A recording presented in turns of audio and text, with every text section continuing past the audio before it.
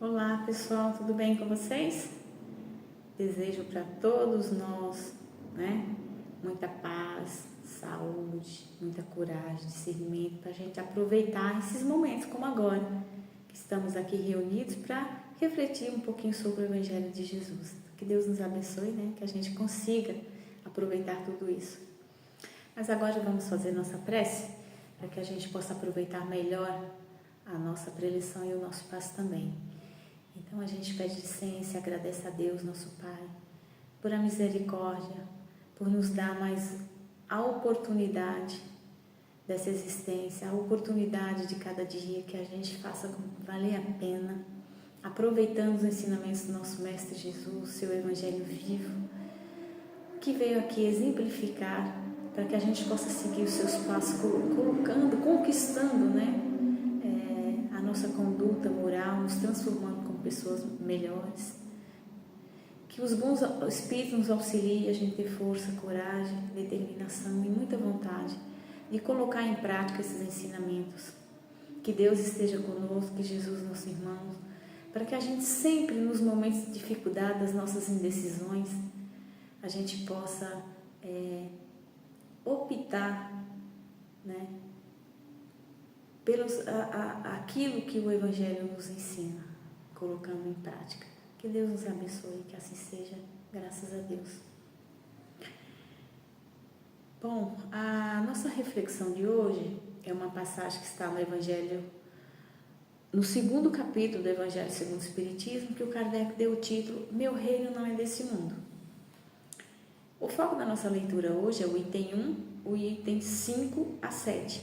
No item 1, é uma passagem que se encontra no Evangelho de João, no capítulo 18, versículo 33 a 37.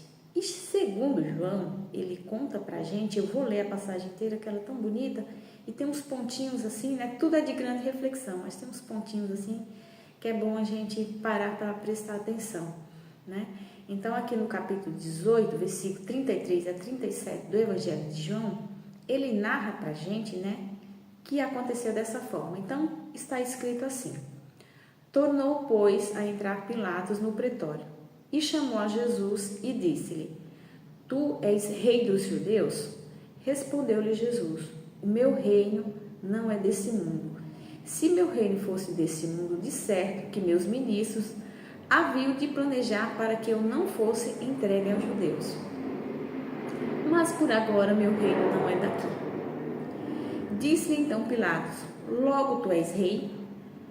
Respondeu Jesus: Tu dizes que eu sou rei. Eu não nasci e não vim a este mundo senão para dar testemunho da verdade. Todo aquele que é de verdade ouve a minha voz.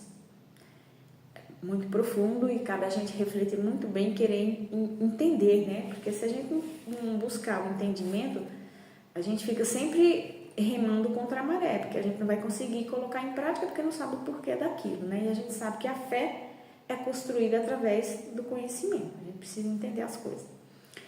Então, aqui nessa passagem, é usada uma frase, ali os judeus, eles perseguiam Jesus, que eles queriam se livrar de Jesus, tirar Jesus do caminho deles, porque incomodava demais, porque Jesus revolucionou tudo aqueles que eles traziam como verdade, Então, eles forjam uma acusação contra Jesus, dizendo, que Jesus se dizia rei dos judeus, que aquilo era um crime político e com certeza por aquela acusação Jesus seria preso. Então, ele é levado a Pilatos, ele é entregue a Pilatos. E chegando lá, Pilatos faz aquela pergunta que é utilizada até hoje, no direito romano, se a pessoa é culpada. Então, ele pergunta para Jesus se Jesus é rei, E Jesus fala para ele que não, que se ele fosse rei, que é aí que a gente tem que parar para prestar um pouquinho mais atenção, de certo que as pessoas do lado dele, que trabalhavam com ele, não iriam permitir que ele fosse entregue, eles iriam lutar para que Jesus não fosse entregue. Mas Jesus não está falando de coisas materiais, E aí ele insiste, perguntando se Jesus é rei. Ele está dizendo: Tu dizes que eu sou rei. E ele fala: Meu reino por agora não é daqui, ou seja, eu sou rei, sim.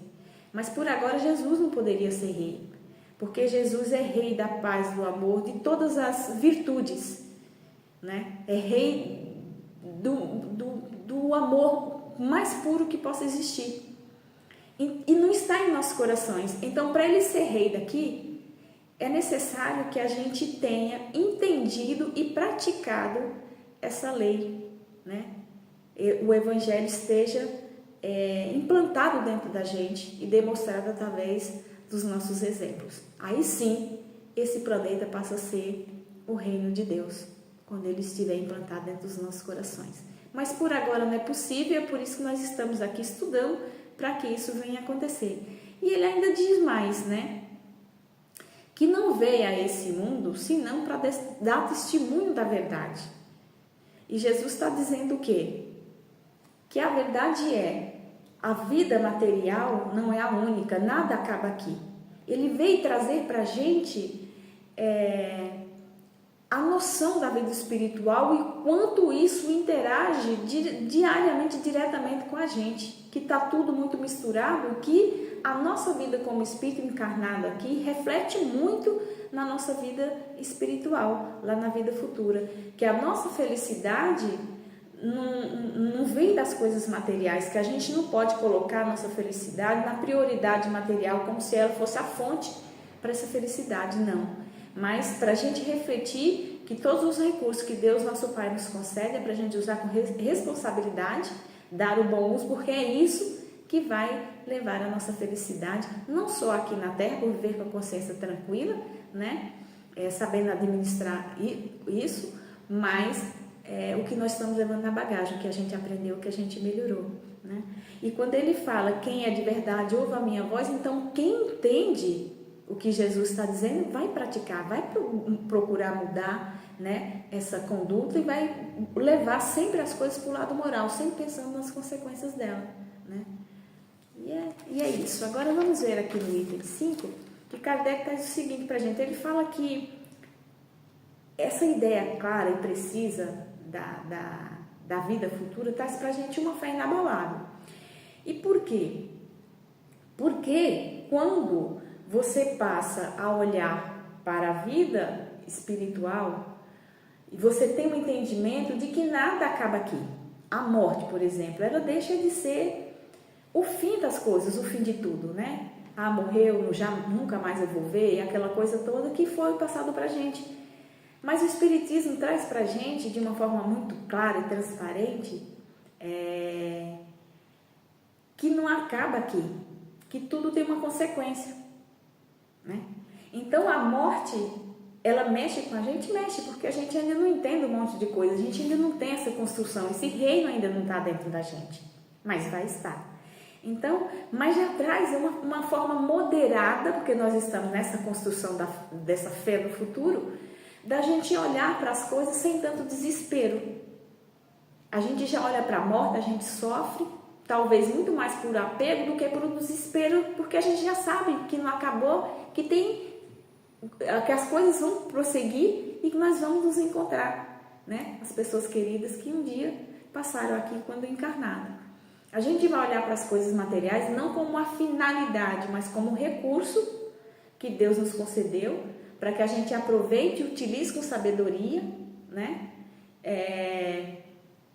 Para que na vida futura a gente chegue lá dizendo, olha, eu fiz direitinho o que eu tinha que fazer. Para que a gente passe pelas nossas vicissitudes sem o desespero de que não há possibilidade, né? Aquilo que parecia impossível deixa de existir, porque passa a ser possível, né? Aquilo que eu entendia, por exemplo, quando eu morrer,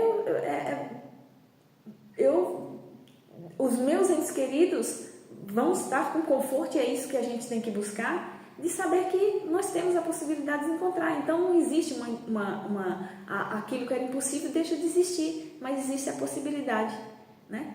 Da gente viver feliz e interagindo com as pessoas que a gente ama, né?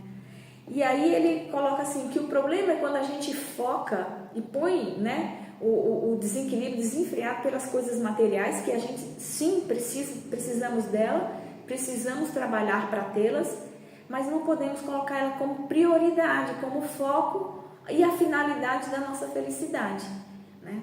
A gente pensar sempre nas consequências disso, saber que é um empréstimo, quando a gente desencarnar, tudo vai ficar e que a gente vai levar o quanto a gente melhorou e todo o bem que a gente fez, quanto a gente cresceu moralmente e o bem que a gente fez, né? E o Espiritismo, ele fala que o Espiritismo traz pra gente de uma forma muito clara isso, né? Essa interação desses reinos, e ele abre, ele amplia a nossa visão, que traz um conforto. Então, a pessoa que não olha para a vida futura, se ela perde alguma coisa materialmente, ela entra em desespero. Se ela perde um ente querido, ela entra em desespero. A pessoa que olha para a vida futura, isso não vai trazer mais desespero para ela. Ela sabe que tudo vai passar, ela sabe que aquela doença vai acabar, se não for aqui na Terra é lá, ela sabe que tem uma causa justa para aquilo, né? E é isso que o Espiritismo traz para a gente, que a gente precisa focar nisso e construir nossa fé em cima disso aqui, para que a gente possa viver com serenidade, né, com tranquilidade, com paz, né, e reflete já aqui e a gente leva alguma coisinha assim na nossa bagagem, porque a gente está ali trabalhando para fazer a nossa reforma íntima através da caridade, da benevolência e de tantas virtudes que Jesus exemplificou para a gente, que a gente procure se aproximar de Jesus, né, trazer ele para dentro da gente, seguindo os seus passos, que é praticando a sua doutrina, o seu evangelho. Essa é a nossa reflexão de hoje. Espero que tenha ficado claro, que dê para aproveitar um pouquinho tudo isso, né? Vamos fazer nossas vibrações? Então, vamos unir os nossos pensamentos e pensar em todos aqueles que se encontram em situação de rua, aqueles que estão em presídios, hospitais, asilos, orfanatos, abrigos, entre tantas outras, né, instituições que pode acolher e auxiliar essas pessoas. Nosso desejo é que chegue o recurso, né, o auxílio a cada um, aquele encarnado e desencarnado que passa por dificuldade. Vibremos pelos nossos familiares e amigos, encarnados e desencarnados. O nosso desejo é que eles estejam bem, em paz, felizes e seguindo a sua caminhada. Pedimos licença, meu Pai, para vibrar por nós mesmos, porque nós precisamos tanto da Tua misericórdia, da força dos bons irmãos, para que a gente pratique esse Evangelho e construa a nossa fé através do que o Espiritismo traz para a gente, do entendimento do Evangelho, dos ensinamentos de Jesus, do seu Evangelho, né? E vamos vibrar também pelo Centro Espírita da Consolação e por todos aqueles que lá frequentam. E nesse momento vamos tomar o nosso passo para que a gente possa tranquilizar o nosso espírito, para que a gente possa viver com mais alegria e também melhorar o nosso corpo naquilo que for possível.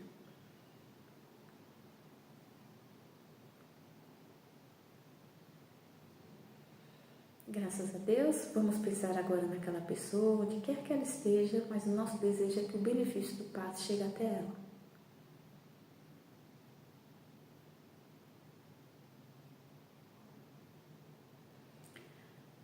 E assim a gente encerra, agradecidos esse nosso encontro de hoje, que Deus nosso Pai nos abençoe, que Ele esteja sempre meta da nossa conquista, né? E que até a próxima vez, se Ele assim permitir. Graças a Deus.